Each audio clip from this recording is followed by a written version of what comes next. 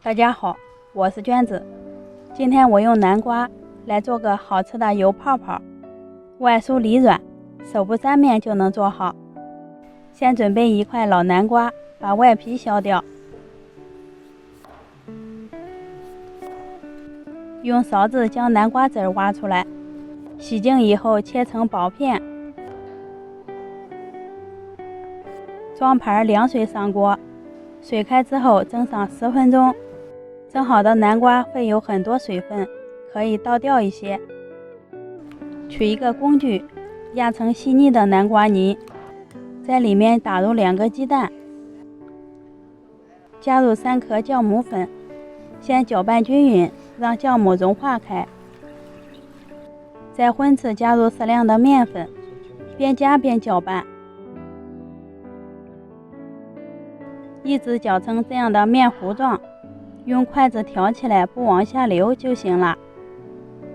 盖上盖子，醒化至2倍大，1个半小时，面糊就发好了。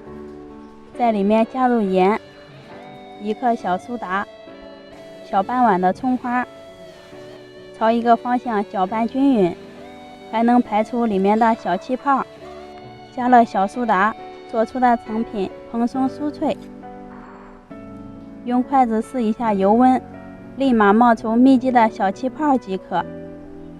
拿一双筷子挑起面糊，转动几圈，垂直的方向下入油锅，全程开小火炸。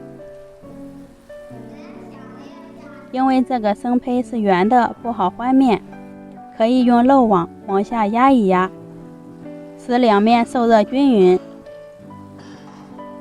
南瓜上色快，需要多翻动几次，一直炸成金黄色就可以出锅了。金灿灿的，好香啊！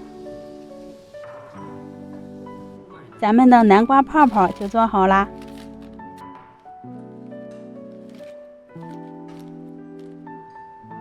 外皮香酥，里面松软，一点也不吸油，吃着还有南瓜的清香。再搭配一碗小米粥，真是太棒了！做法比油条简单，还好吃。喜欢的朋友可以试一下。我们下期见。